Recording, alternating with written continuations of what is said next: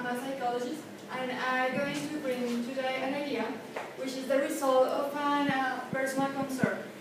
So I want to begin with show you some pictures, but while I'm showing you these pictures, I want that each of you think about a personal experience that is similar to the stories that I'm going to tell you. So look at these pictures and imagine a little boy who has to go to the school every day, right? And while he's in the classroom, he's always feeling a strong fear inside of him because he's always thinking that the professor or the teacher is going to ask him for something. And he's always feeling this embarrassed and this fear.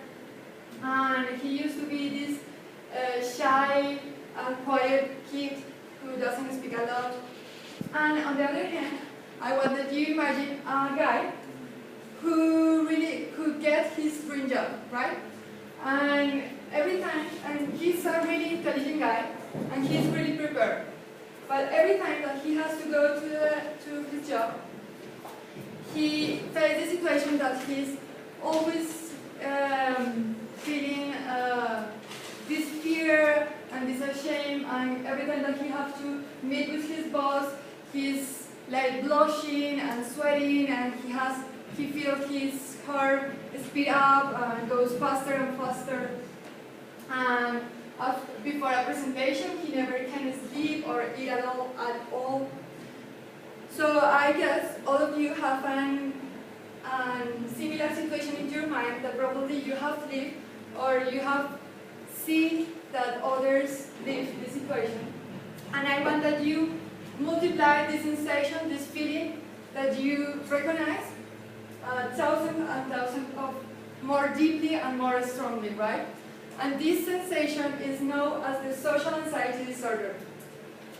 This disorder is explained by the DSM-4, that is the manual which has all that is the manual which explain and they give you some criteria to know that the person suffered this disorder. So this DSM-4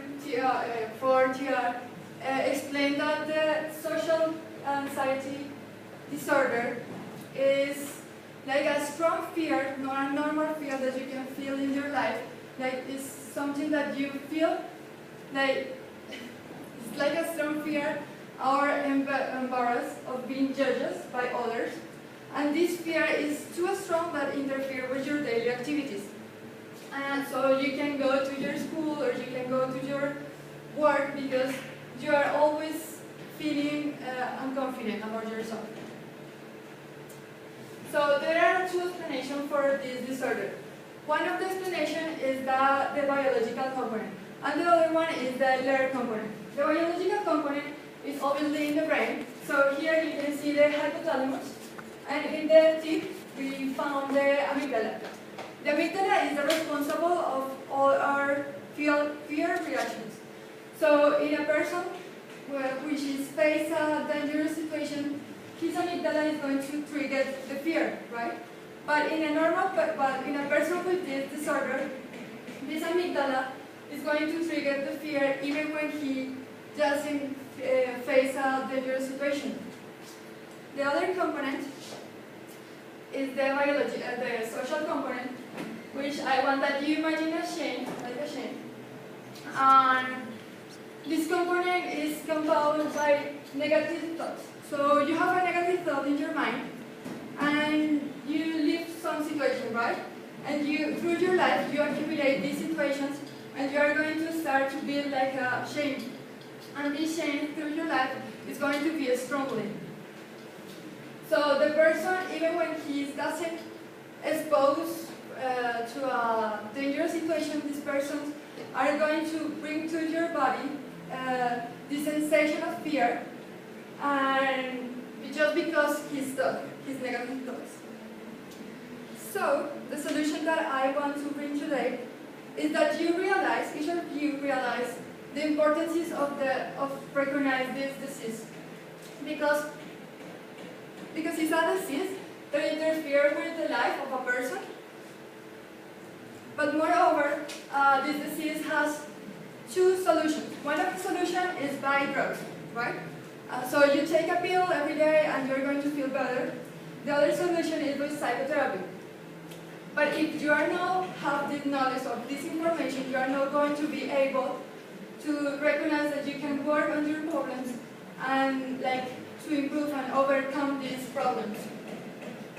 So I propose to create a space where a person who doesn't know what is this disorder can be able to recognize his symptoms and start to work in their problems. So this group or this space is going to follow 3 steps. The first step is to spread the information in order to make able the people to recognize these symptoms and be able to work in this problem. The second step is the cognitive restructuration. What is that mean? That we are going to work in this chain that you create, and we are going to break this chain. And we are going to change the negative thoughts in positive thoughts. And the third step is the rehearsal, this new learning behavior. So every positive thing that you learn in this group or this space, we are going to rehearse it. There are 2 things to consider. First of all, that not everyone is similar to other person. So this group has to be able to recognize these differences and work with them. And second one is that social skills vary from culture to culture.